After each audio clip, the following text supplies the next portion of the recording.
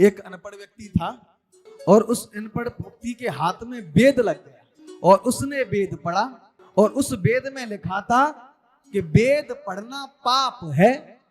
जो ही उसने पढ़ा कि वेद पढ़ना पाप है, उसने तो पूरे गांव में पूरे राज्य में ढिंढोरा पीट दिया महाराज कि वेद पढ़ना पाप है, कोई वेद ना पढ़े, वेद पढ़ना पाप है। उसी गांव में रहते थे एक विद्वान पंडित जी, उनके कानों में बात पड़ी, ये कह क्या रहा है कि वेद पढ़ना पाप है। बोले हाँ। पंडित जी ने उसे बुलाया कि बेटा इधर आओ। बोले क्या है? बोले क्यों कह रहे हो कि वेद पढ़ना पाप है? बोले वेद में लिखा है इसलिए कह रहे वेद पढ़ना पाप है। बोले दिखाओ। तो पंडित जी ने पढ़ा तो उसमें लिखा कि वेद पढ़ना पाप है, लेकिन उसने आधे ही शब्द को पढ़ा। जैसे ही पंडित जी ने पीछे पन्ना पलटा तो उसमें लिखा था अशौच अवस्था में, बोलो राधे, मतलब अपवित्र अवस्था में वेद पढ़ना पाप है। वो तो है ही है, अपवित्र अवस्था में हम वेद को कैसे पढ़ेंगे? लेकिन उसने तो ढिंढोरा ही पीट दिया कि वेद पढ़ना पाप है, बोलो राधे राधे। तो हम अर्थ का अनर्थ कर बैठते हैं। किस बात के लिए वेदों में कहा गया है? धीरे धीरे छोड़ने का प्रयास करो राजन। तुमने यह क्या कर दिया? एक आश्रम था और उस आश्रम में एक चेला भर्ती हो गया। गुरुजी के साथ बड़े चेला थे, गुरुजी के शिष्य सभी थे, लेकिन जो चेला भर्ती हुआ है वो चेला बीड़ी पीता था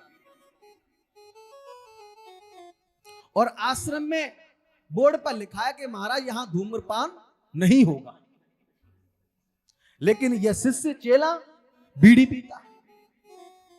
सभी शिष्यों ने देखा कि आश्रम में और ये बीड़ी पी रहा है, हम तो तेरी गुरुजी से कहेंगे। बस शिष्य ने अपने मित्रों से कहा कि भैया गुरुजी से मत कहना ना, गुरुजी डांट लगाएंगे, फटकारेंगे, हम आज के बाद बीड़ी नहीं पिए। चलो ठीक है। लेकिन 2-4 दिन उसने बंद की, 2-4 दिन के बाद वो फिर पीने लगा और 2-4 दिन के बाद वो फिर पीने लगा। फिर लोगों ने देख लिया कि अब तो हम तेरी गुरुजी से जाकर के कहेंगे कि तूने बीड़ी पी। बोले कह दो भैया, मेरी तो आदत है, जा नहीं रही तो क्या करूं। सो गुरुजी से जाकर कहा कि गुरुजी एक बात बताएं। बोले बताओ। बोले ये नित्य प्रति बीड़ी पीता है। गुरुजी ने कहा अच्छा, बुलाओ उसे मेरे सामने। सो डरता डरता वो शिष्य गुरुजी के पास आया। गुरुजी ने कहा क्यों मैं, तू बीड़ी पीता है? बोले गुरुजी हम आपको सही बात बताएं, ये बीड़ी की आदत हमें तुम्हारे आश्रम में नहीं लगी, ये तो बीड़ी की आदत हमारी बचपन से ही है, बोलो राधे। छोड़ने का प्रयास करता हूं लेकिन छूटती नहीं। गुरुजी ने सब शिष्यों से कहा कि तुम जाओ, मैं इससे अकेले में बात करूंगा। तो गुरुजी ने कहा कि बेटा छोड़ दे। तो गुरुजी ने कहा एक काम कर बेटा, मेरी बात मानेगा? बोले हाँ मानूंगा। बोले एक काम किया कर, केवल तू गुरुवार गुरुवार बृहस्पतिवार दिन बीड़ी पी लिया कर, बाकी तू बीड़ी 6 दिन मत पिया कर। बोले ठीक है गुरुजी, ये बात मैं तुम्हारी मान लूंगा।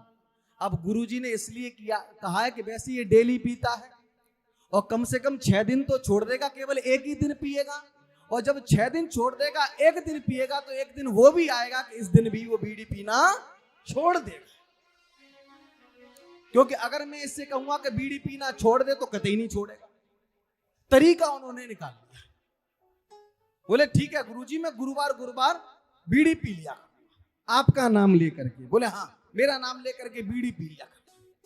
काफी समय व्यतीत हो गया, गुरुजी चले गए तीर्थ यात्रा पे। गुरुजी जैसे ही तीर्थ यात्रा पे गए तो गुरुजी के सामने तो छुप करके बीड़ी पीता था, अब तो इसने खुल्लम खुल्ला बीड़ी पीना प्रारंभ कर दिया, बोलो राधे राधे। और जैसे ही खुल्लम खुल्ला इसने बीड़ी पीना प्रारंभ किया, सभी शिष्य आ गए। बोले हम तेरी गुरुजी से कहेंगे कि तू बीड़ी फिर पीने लगा। अब तो इसे प्रमाण पत्र मिल गया है, अब इसे किसका भय? इसने कहा कि ठीक है कह देना, गुरुजी से हमें गुरुजी का डर थोड़ी लगता है। और एक और बात बताएं, हमसे गुरुजी ने ही कहा है कि बीड़ी पिया करो, बोलो राधे राधे। बोले हाँ झूठ बोल रहे हो, तुमसे गुरुजी ने नहीं कहा।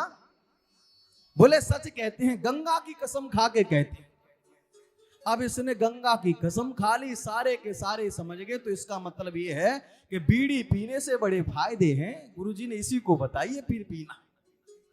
बोले भैया हम भी पिएंगे। बोले पियो। उसने गुरुजी की बात को प्रमाण पत्र पर मोहर लगा दी और महाराज छोड़ने की बात थी। सारे के सारे शिष्य गुरुजी के बीड़ी पीना प्रारंभ हो गए। बोलो राधे।